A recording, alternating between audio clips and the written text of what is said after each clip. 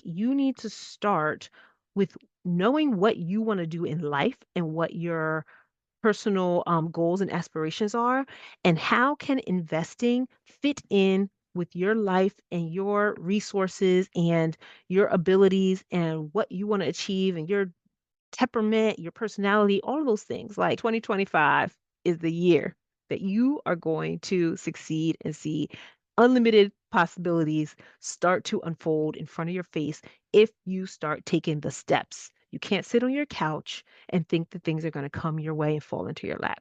You got to start walking and moving so you can be in alignment with what's supposed to be in alignment with you. Hey everyone, welcome back to another episode of Microfamily Millionaire. And this is the sub-series to the Share the Wealth show where I discuss strategies on how to build, grow, and protect your small multifamily empire. And I actually kind of mention in my intro most of the time that I talk about tips, strategies, what I'm doing, where the market's going, all these things to help you with your small multifamily acquisitions. But I actually have ended up and I realized that I primarily just give like trainings and kind of information and still tips and strategy. And I sprinkle in a little bit about, what I have done. But today is actually going to be the kind of episode where I'm just going to come to you really quickly about what I'm doing in this new year and what I'm currently involved in and what's going on in my life and why, and in not just my life, but in my multifamily building journey and cash flow journey, honestly, because something I'm involved in is not multifamily, it's still in the rental business.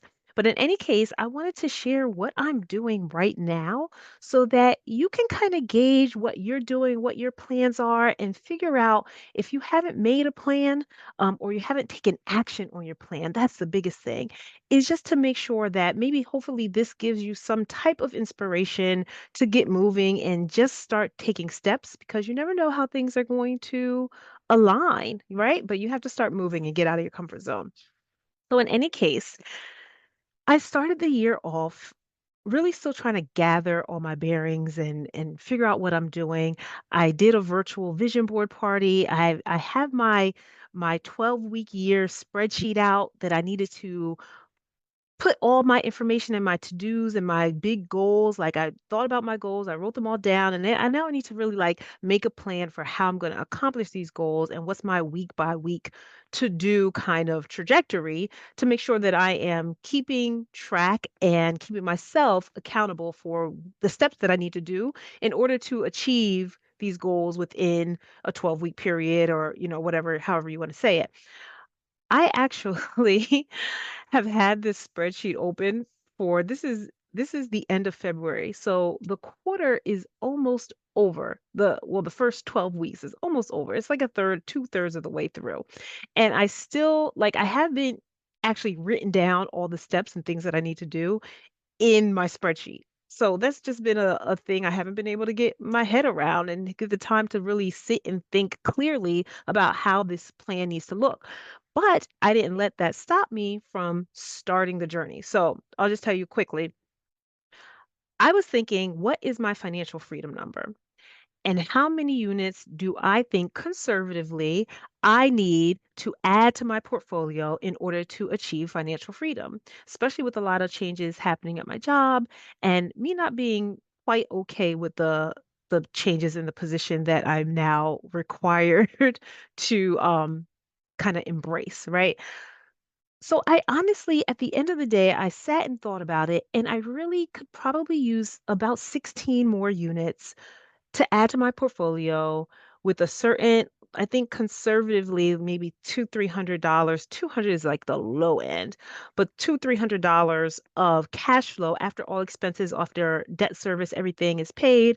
I think that with what I already have, would really help set me up and probably retire my husband or at least partially retire him. He could go part-time, something like that. And I thought about it and I'm like, 16 units?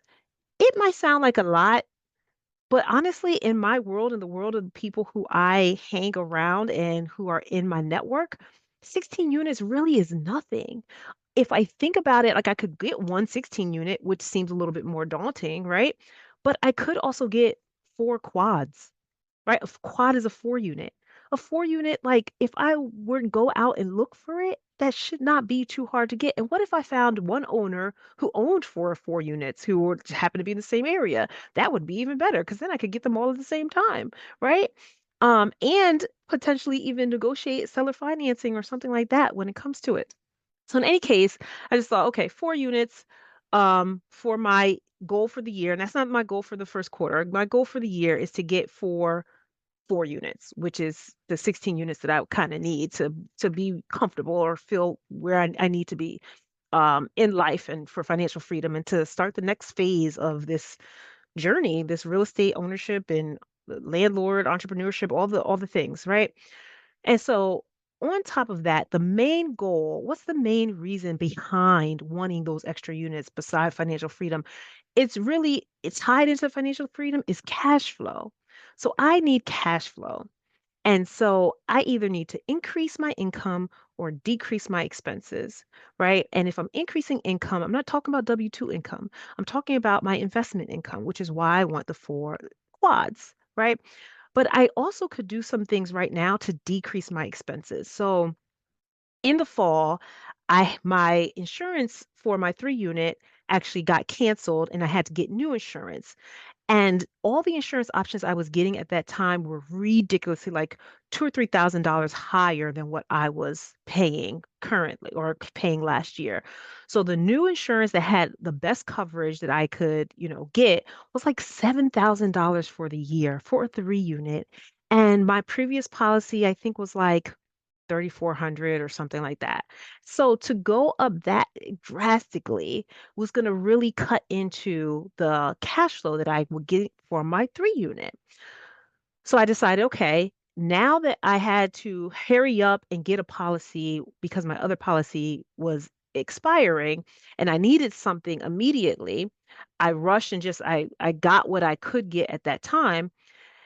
I revisited those other brokers that I had not talked to or I did not go with their quotes because I didn't have time to do some of the things that they required for a lower quote that they did actually have, which was getting a roofer out to examine my property and or to examine the roof and make sure that it was in good condition. And I would have been able to get the lower quote.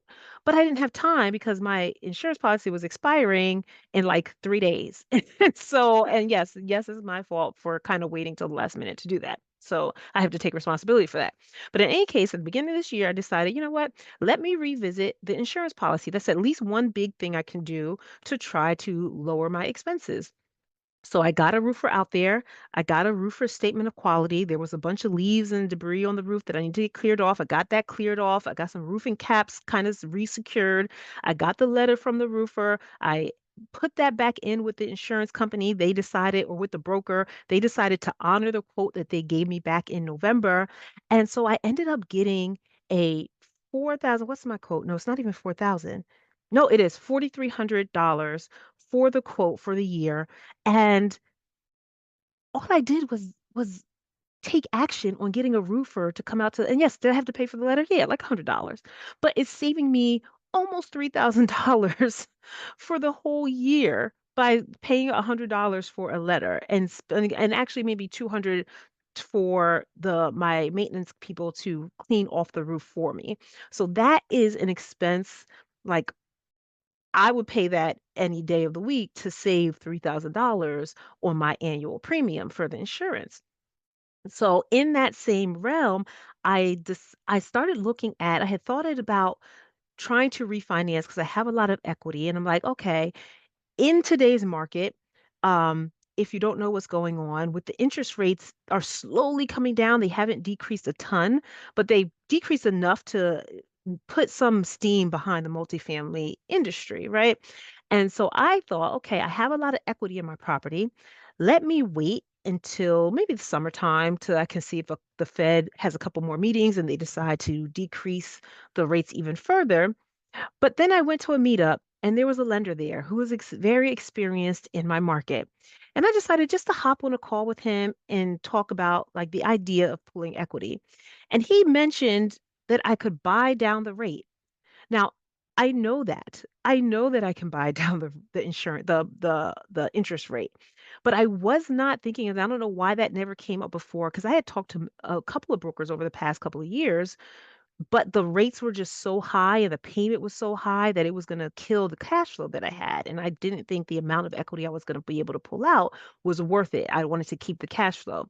So in this circumstance, I'm able to basically maintain my cash flow position, but still pull out some equity because I'm able to buy down the rate. So I bought down the rate to a 6.5, which is where we kind of think is the lowest I'm going to get for a DSCR type of investor loan right now or in the next couple of years. It may not get below that. Like for a residential purchase for your single family home, owner occupied, yes, you could get lower than that now. But for a three family in New York City that is in an LLC, and this is completely DSCR investor related type of loan product, you'd be pressed to get much lower rate than that. So me buying down the rate and also and maintaining my monthly kind of PITI is going to be about the same as the insurance only payment that I was making previously. Um, Now I actually have a little bit of capital to pair with my decreased expenses from my insurance like becoming lower, and now I'm just starting to, and I'm actually like I'm saying all this because it's still in the process of unfolding right now. Like I currently have 50,000 emails from different insurance from my insurance broker, from my lender or my new lender once I finish the refi.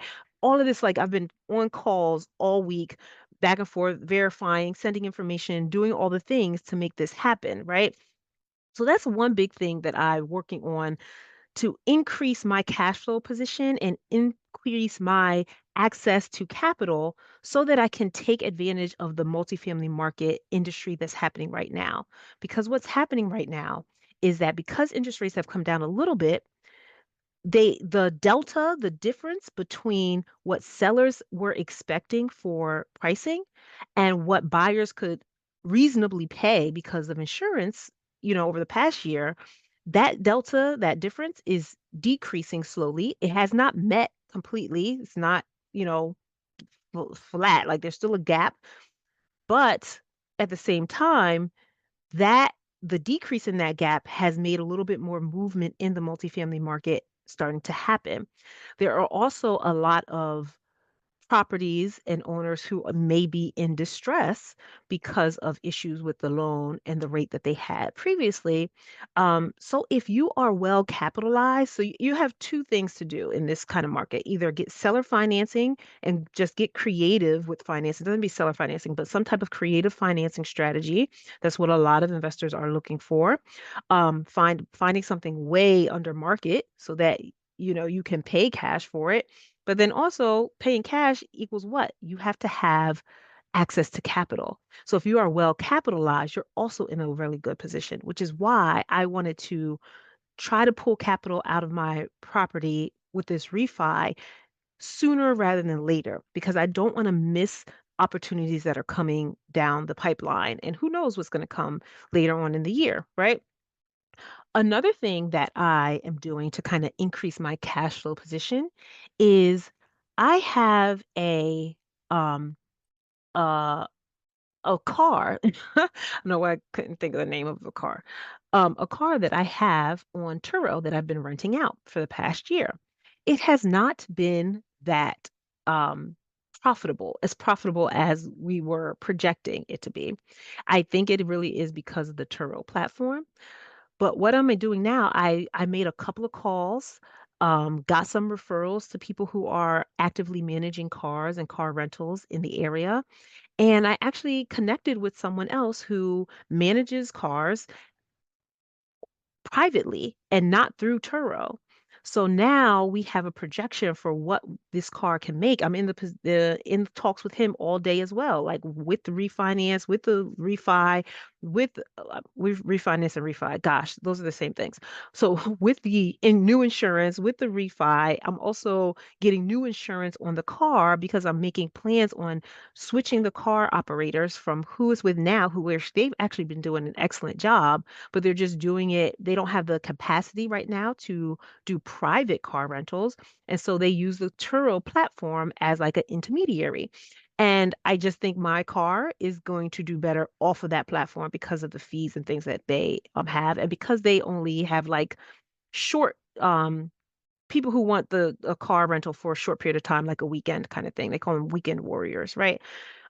So I need somebody who either gonna pay a higher price and be a weekend warrior, or who will want to hold the car for a longer period of time, like if they want to do Uber or Lyft or something like that, right?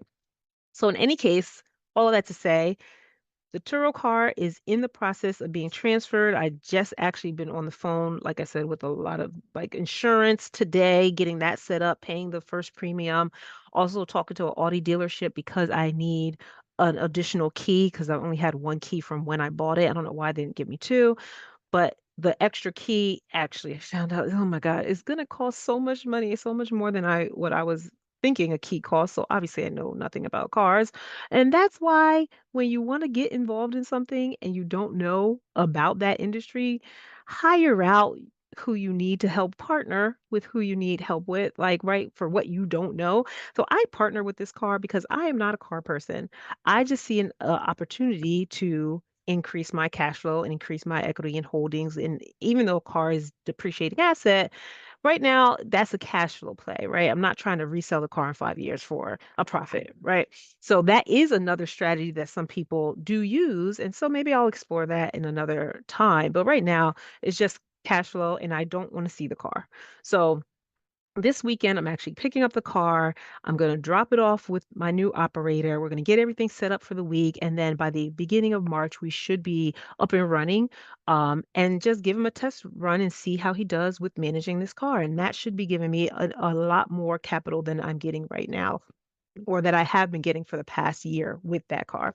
So those are two things right now that I'm doing to increase my cash flow position for 2025, right? Because I there's some big personal changes that I want to happen this year, moving my family out of the New York City area so that my kids can have a backyard with grass, and so that our cost of living and quality of life is a little bit better. It's not as crowded. And the money and the cash flow that I'm getting from my investments will stretch further and do more if we are living in an area that's not as expensive as New York City. So those are some of the big goals that I have personally, and I need my investments to align with my personal goals, especially because my job situation, I'm not able to transfer and find a remote position at this time. So I'm going to have either a few months of reserves um, to carry me over until I can find a new job down wherever we move to, or I have to actually increase my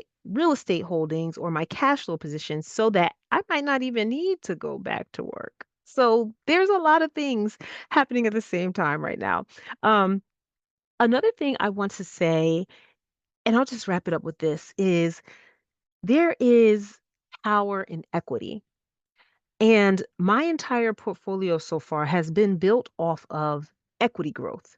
So appreciation and equity growth and refinancing and pulling that equity out and using that to either stabilize assets or to acquire more assets.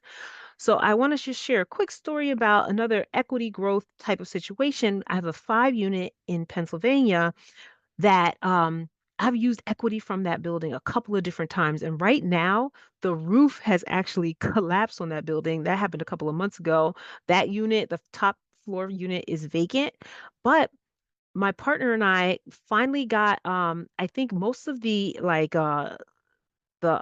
contractors, the engineer, all those people have been out and assessed the building, and so the repair cost is going to be around 60,000. My partner and I don't have 60,000 or 30,000 each. We don't have that just like in cash laying around, right?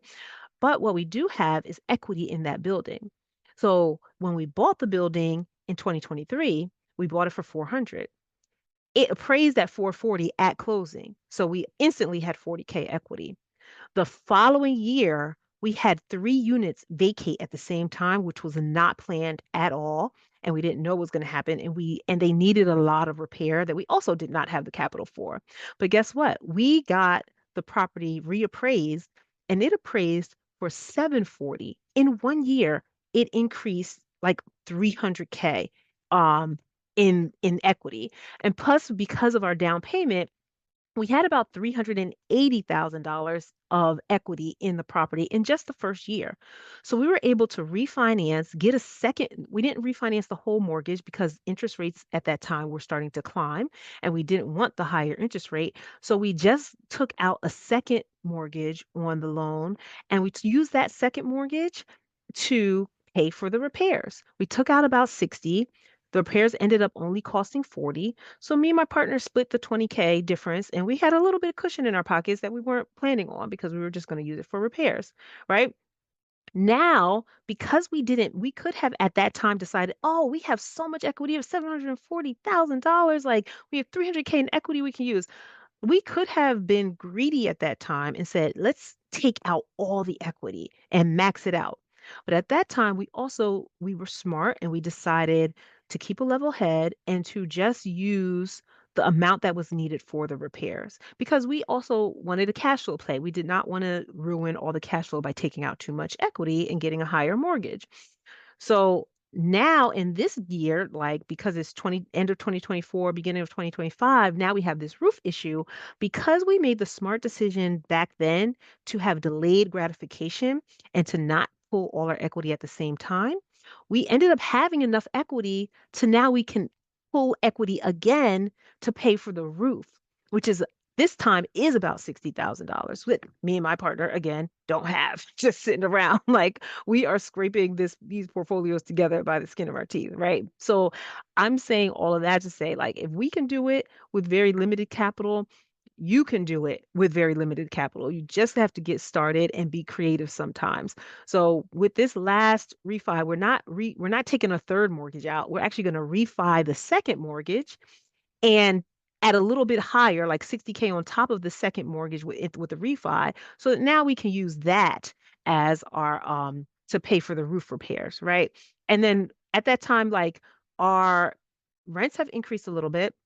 And now we'll have that for that top unit re-rented out, and then we'll be cash flowing again. And the cash flow will be about the same as what it was before the roof collapsed. So at the same time, like all of that, like yeah, we still would have extra equity. What do we have? Like we have about 300, still 300 because we have 300, 380 in equity. We take 60 from that, that gives us like 320, 300 in equity left. But we're not trying to take all of that right now because who knows where there's going to be another need for it. Who knows when rents like increase a lot and we can use that equity now to take out for another acquisition if we find one that we both really like, or we decide to take our equity out and split it and just do whatever we want to with it personally, right? But we want to have options. And right now we're looking at reestablishing some cash flow. So this whole episode is about just stabilizing what I have and in preparation for what I want to achieve on the personal level, right? So this is all in line with what I want to do personally in my life and the plans that I have for my family this year. So I'm stabilizing the 5 unit with the roof issue and getting that cash flow engine starting to work again. I'm I got the lower insurance on my 3 unit, so that already I'm at blah, blah, blah, that already immediately increases my cash flow. I'm refinancing the 3 units so that I can have a store of equity and I can be capitalized to take advantage of a potential deal that comes down the pipeline and who knows what that might look like. And then I'm also putting my rental car with a new operator that can rent them privately or can rent the car privately and increase my cash flow blah, blah, blah, blah. Jeez Louise, what is happening today? Increase my cash flow position with the car, which that might give me maybe 1,000 a month, but that's way more. I was getting 100 a month over the past year. So 1,000 a month to me, that's like golden. That's going to take care of a couple of bills. So that's the other thing. You want your cash flow from your investments to pay for particular bills. So like cash flow from this one pays for my rent. Cash flow from this building is going to pay for, my utilities and my extra miscellaneous stuff to do with the family and kids and vacations or whatever. Cash flow from the car is going to pay for something else. Like, so if you have all your income from your assets, then you can start knocking off what expense is that going to pay for and take out of um my responsibility for my monthly, expense ratio, right? And now you can, if you're still working, now you can use your income to start saving and investing in other things and have an investing bucket that you're saving up for. So you're not just saving to save, but you're saving to invest. But now that savings rate gets faster because some of your expenses are taken care of on this other side by your previous investments. And now this is a slow buildup. Like I started 10 years ago with a three family. And that three family has changed the trajectory of everything else that I've done. It's really opened the door for all these other investments to happen, right? It's freed up my cash flow to be able to buy, a luxury car. I wouldn't have had that if I didn't have extra income from this three unit. And this three unit that I used FHA financing and just put 3% down. So even in this expensive market, this became possible for me, So I I just can't encourage you enough that if I was able to do this and I did not come from anywhere special, any kind of silver spoon or any kind of extra income, like if I told you guys some of my stories for um financial distress earlier in my life, yeah, it's not the worst. I wasn't homeless. Like there's people, and if everybody has somebody has a worse off situation than what I had, I'm sure. But it was far from the best. Like I did grow up on food stamps, not Section 8, but we were getting assistance, you know what I mean? And then so that mindset of just work, work, work, work, work multiple jobs to get the extra income, that's what was ingrained in me. And go to a good school so you can get a good job with benefits and just stay there the rest of your life. And I stayed at my job actually for a really long time, even though I have been trying to get out. But I don't know if I've actually been trying as hard as I should be trying. But in any case, because I'm using equity to build up, equity takes time to grow, right? Sometimes you get lucky like my 5 unit and you get 300K of equity growth in 1 year. But if you just happen to have bought in the right time of the market where everything was going crazy and pricing. So that I feel like was a cherry on top that we didn't really plan for. You know what I mean? We were buying for the cash flow.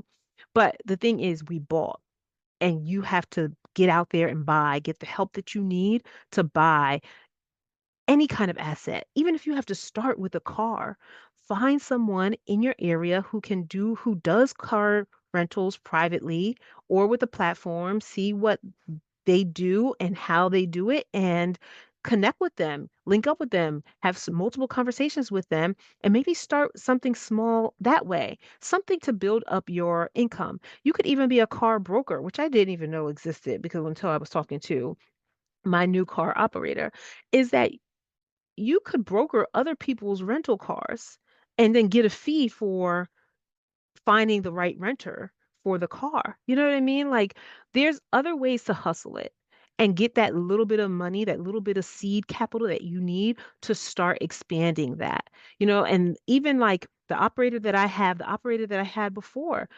they have their own cars, but they also are operating other people's cars.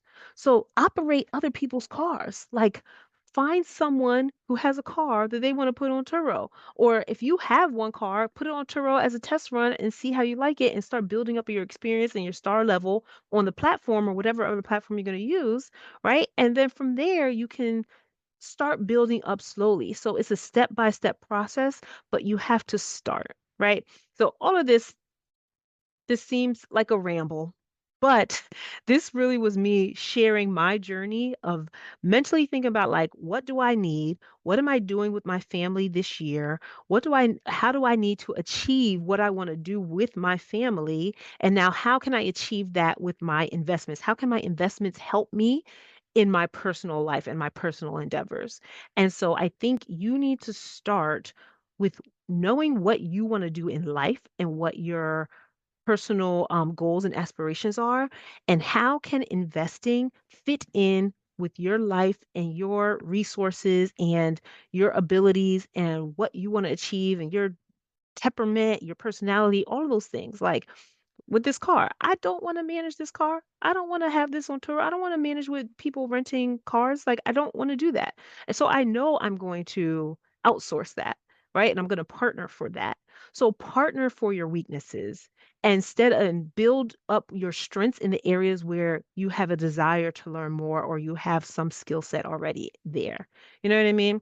So all of that to say, and just share, well, all of that to share what I'm doing to kind of stabilize myself, stabilize the assets that I already have, and look for growing into new assets in the future and take advantage of the market right now and what's going on in the economy.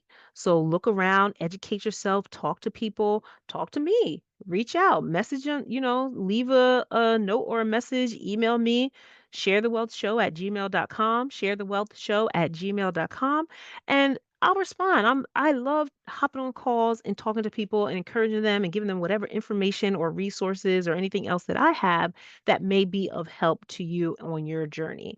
So in any case, I'm going to wrap it up there for today, and I will see you next time on the Share the Wealth Show and Microfamily Millionaire. Until then, stay wealthy and get active. Let's get out of our comfort boxes and make this thing happen. 2025 is the year that you are going to succeed and see unlimited possibilities start to unfold in front of your face if you start taking the steps. You can't sit on your couch and think that things are going to come your way and fall into your lap. You got to start walking and moving so you can be in alignment with what's supposed to be in alignment with you. All right? See you later.